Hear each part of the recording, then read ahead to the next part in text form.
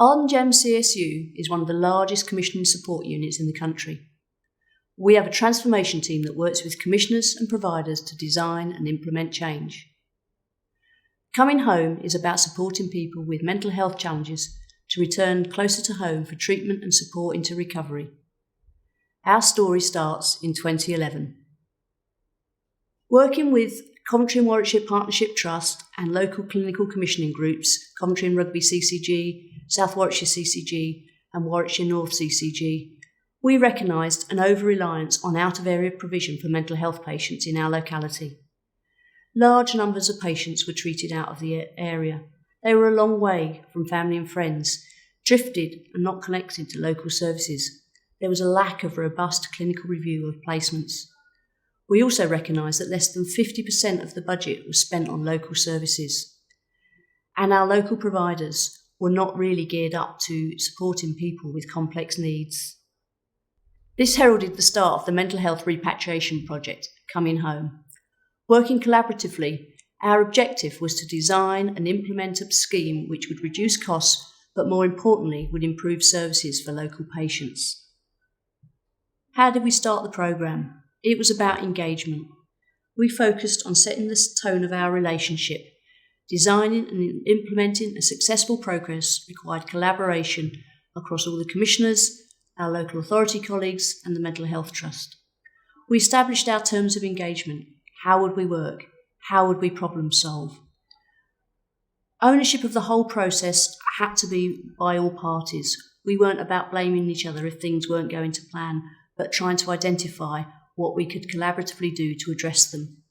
We put patients very much at the heart of everything that we did. We used a clinical quality incentive scheme to wrap financial incentives around the project. We also used the NHS change model as a checklist for progress and to ensure that we were really focusing on shared purpose and a process of change. The first key point was that we recognised that the entire system needed to be reviewed. We needed to understand how patients had ended up out of area, how they'd been tracked and monitored from local services, or how they had not been tracked and monitored by local services, what the incentives were in the system to support people and bring them back into area. It wasn't about blame, it was just about understanding what had happened. We needed to move on. We recruited an experienced clinical review team from mental health nursing, occupational therapy and social care. They took full responsibility for all of those individuals who were out of area and started to pull together a list of patients and work through a comprehensive and transparent repatriation framework. There was proactive case finding. Red, amber, green rating of patients was undertaken to identify how long people had been there, what was their readiness for review, potential readiness for return. Detailed clinical assessments were undertaken of individuals, tracking whether they could start to come home soon, whether they were medium term, or whether there was still a lot to be supported in their treatment plan. The views of patients and their families were considered. This was extremely difficult in many instances, as individuals had been out of area for significant periods of time, so there was anxiety. And in many cases, it would take many months to bring people to a point where they were keen to return and for families to sort of accept that that was the best direction for people. There was a robust clinical scrutiny process put up, internal with mental health clinicians and external with commissioners, a real confirm and challenge approach. Every potential return to local area was considered very positively from a patient's perspective and actually explored how local clinicians could really support that individual. Progressing the programme, how did we do it? Our philosophy was about supporting recovery. We were working with people with very complex needs who for many had been out of the area for many years. It was important that they felt confident and supported before making their move back into local services and their local home environment. We undertook regular reviews to monitor improvement and support people to the next stage of their journey. This involved family and friends, as well as all the clinicians and workers wrapped around them. In order to support people back into the local environment, we recognised the need to redesign local services. The Mental Health Trust undertook a lot of work to redesign their infrastructure in order to support people with more complex needs. Clinicians recognised the role that they played in supporting people back into their local services. So they might come through the local NHS Trust and then transition into independent providers for ongoing support. This was a really key part of people's journeys. From the CCG perspective, they recognised that this was a piece of work that had to be done across the whole of Coventry and Warwickshire and was not postcode focused. So there was a framework for sharing the savings and recognising they were all part of that. Such was the success of the programme that after a period of time, there was an expansion to a wider cohort of patients. We started very much with adults with mental health needs. That was our real initial challenge. There was a real focus and success in that area.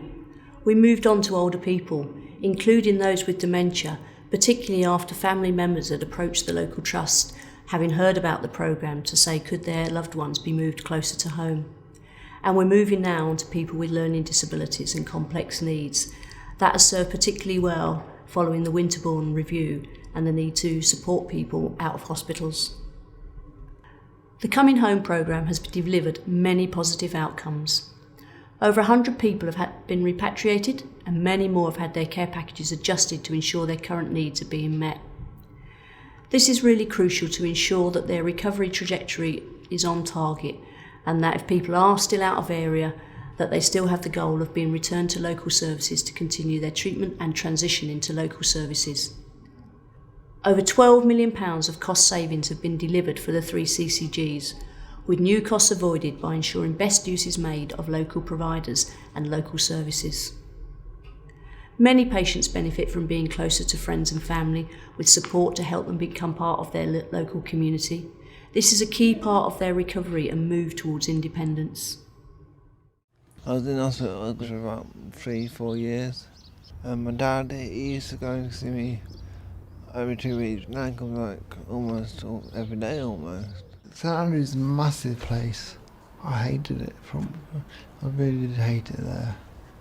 When I came here, I was over the moon. I thought it was really good. Yeah. And now I've got my own place. I think it's fantastic. Well, this is a brilliant place. I love it here. I keep it clean. Do basic living skills like cook for yourself, clean. I do speech and language therapy. I go to gym sometimes. It feels like I'm finally getting back to normality. Just can't wait for people to come and see me. You know? I don't know how to blow in a trumpet, but I think I've become a lot better since I've been moved into my own house. I'm hopefully not be in a place like this for the rest of my life, but I want to have more freedom. That's what I want next. And now I'm being given the opportunity to have my own flat. I know that hopefully I'll keep the flat.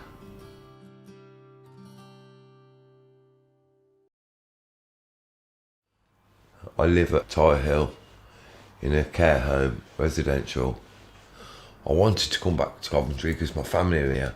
I've seen my sister's boyfriend. I've seen my nephew as well. And my granddad and my mum. They let me see my family more or less every day. So I enjoy being in Coventry, like have a cup of tea with my nans and stuff. That's the best part about it. It's a brilliant care home. I've got my freedom as well. I go on the bus and stuff like that. Got some second-hand shops. Have a wander around. It's really nice up here because you can walk and get fresh air and stuff like that. It's very good. So I'm quite happy living here at the moment, you know, like there's a plan behind it to get me to move on from here eventually. So we'll see how it goes. But I like being with other people. I don't like being alone. Nobody likes to be alone. Everybody wants to be wanted. My name's Pam. I live in Kyneton in Warwickshire. I met Keith in 1979 and we moved here and we've lived here ever since. He drove a taxi in Stratford and then all of a sudden he couldn't count his money. We used to sit on the floor practising counting money so he could give change in the taxi. And then I thought, why can't he suddenly give change for a £10 note? And from then we had 2 years of assessments, memory clinics and things like that, and eventually they said he'd got dementia. I had so much care and support, it was unbelievable. somebody came into the house to look after Keith so I could have a break, which was brilliant because otherwise I couldn't get out to see him, grandchildren or anything. But this one particular time he got really, really aggravated. This carer called the police. This was like 4 days before Christmas.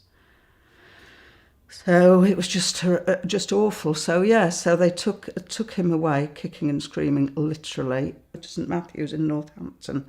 That was just horrendous. They said that he would be there for like a month for assessment and then he'd be able to come home, but he never ever came home again. They wouldn't let him come home. Suddenly there was talk of arranging a review with a consultant from Warwickshire, and how did I feel about perhaps moving him back to our area? And he's now back in Stratford. So much easier. I think it's a fantastic idea that people are able to come back nearer home. Keith gets to see me far more.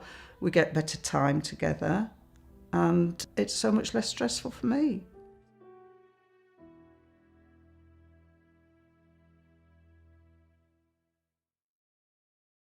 Moving forward, what are our future developments? We're continuing to assess patients, including those with learning disabilities and dementia. The clinical review team now also assess people in local provision, including residential and nursing homes. We recognise that some of those individuals have really moved on and progressed, and yet we haven't necessarily supported them to the next stage of their recovery. The Mental Health Trust has redesigned its infrastructure to really avoid people going out of area and support their transition back into local services. And we continue to ensure that all patients receive the most appropriate care in the right environment. On those rare occasions when people need to go out of area, the first thing that we try to do is to say what's the trajectory and the plan for coming back into local services. So they're going out for a real focus and purpose and coming back for the remainder of their treatment. So how do you replicate the success of coming home? The first principle is that it's patient-centred. Patients were at the heart of everything we did. A case-by-case approach needs to be taken. Patients progressed based on clinical need. Partners recognise that they may achieve more cost savings in 1 year than another. It's a partnership approach. Local nursing homes and residential care homes are key partners. A steering group regularly reviews what is working well and areas for improvement. And we stand collaboratively as commissioners and providers to deliver real change and improvement for our local patients. So what are our key learning points? Ensuring alignment from all key stakeholders, establishing that real shared purpose. Detailed financial tracking and reconciliation. It's all about the patients. If everyone's committed to this principle, you'll overcome any challenges and barriers along the way. Thank you for listening.